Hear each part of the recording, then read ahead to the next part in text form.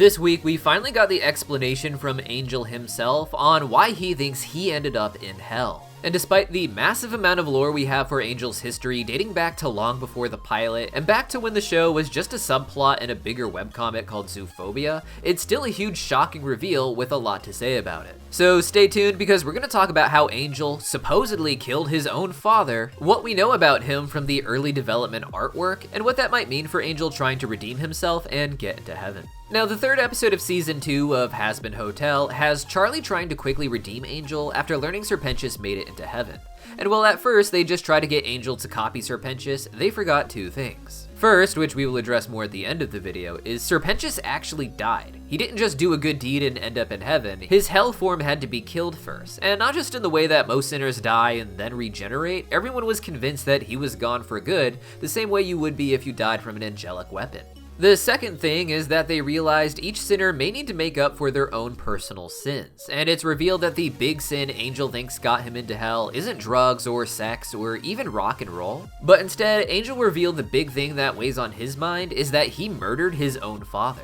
Now, in the show, we have not seen this father, but there's a lot of behind-the-scenes artwork, including a video on FivzyPop's channel where Angel is doing stand-up comedy, using audio from a John Mulaney performance, with Angel's father and even his brother in the audience just not laughing. Now, the only other person in Angel's family we've actually seen in the show proper is the mysterious sister of Angel known as Molly.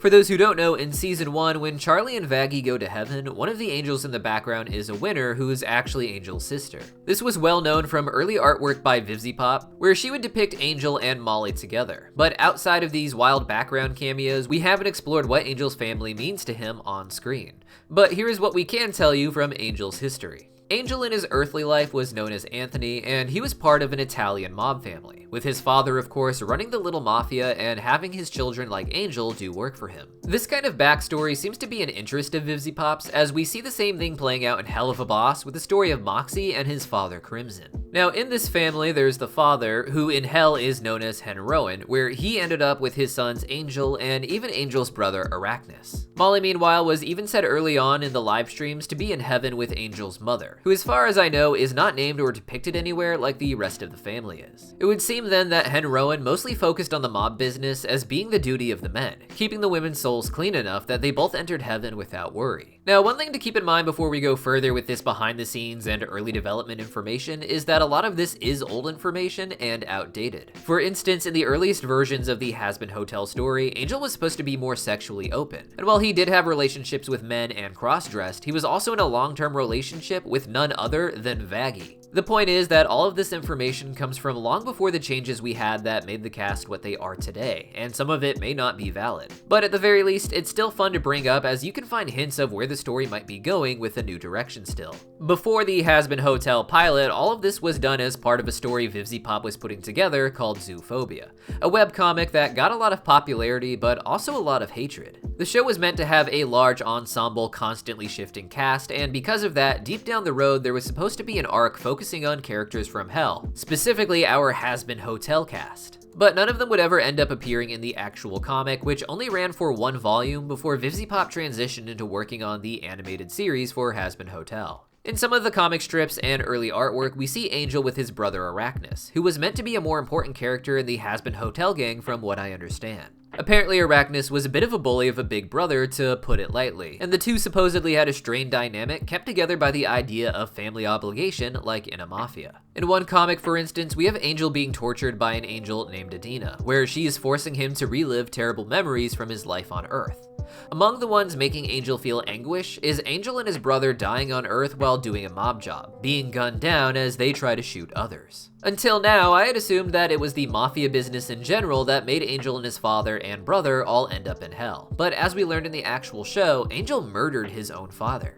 I have to imagine this was because of a strained relationship, possibly around the mafia work itself, but also possibly surrounding Angel's sexuality. Angel may have wanted out of the business for a multitude of reasons, among them being wanting to explore what we'd call your more authentic self, which Angel has done now that he's in hell, but apparently it didn't start that way. Supposedly, in the old livestream lore, and this is the kind that I would take with an extra grain of salt, Angel was said to actually work for his father again when he entered hell. While Angel appears to have died pretty young, he would have given his father enough time after his death to start up his crime ring again in the afterlife, where he and his children would sell drugs. In Hell, every character takes on a nickname instead of using their real name, the only exception being Alistair, which as a singular first name does the same job. Angel, on the other hand, we know to have been named Anthony, and he goes by the name Angel rather ironically now, not because he wants to be an angel, but because that's the name of his drug of choice, which we call angel dust. Angel's own father would go as Hen Rowan as a reference to heroin, and for some reason, even in heaven, Molly is named after a drug that wouldn't come out until long after her time. But for some reason, Angel's older brother seems to be an exception to this, just going by the name Arachnus. Once in Hell, Angel supposedly worked for his father for a short time, though I don't know if this is still true with the revelation of Angel killing him.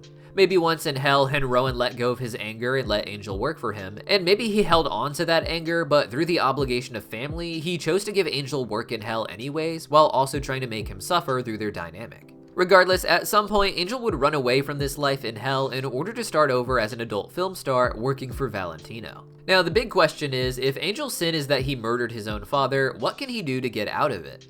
At the end of season 1, Serpentius was able to redeem himself by giving his life, or really just risking his life according to the Speaker of God, in order to help others. Theoretically, even if Serpentius didn't die and end up in heaven, this still would have redeemed his soul, but it's doubtful that he would have manifested in heaven without that death. And I personally believe that the permanent death of an angelic weapon or a smiting is 100% necessary to be reborn in heaven. What's crazy is that throughout the episode, they were setting up that if anyone were to get redeemed, it was going to be Serpentius, and if not Pentius, it would be Angel. And what if that moment already happened just without the death? Charlie's scheme to redeem Angel was to put Husk in fake danger in order to let Angel save him. But when Husk ended up in real danger, Angel had to jump in the way. The only reason Angel didn't die was because Vaggie rescued them both. But if she hadn't done that, Angel could be in heaven right now, and Charlie's plan could have been a massive success. That would be a really interesting reveal, and I do kind of hope they go with that. But as I said earlier, we also have to address the idea that Angel needs to redeem his exact sin.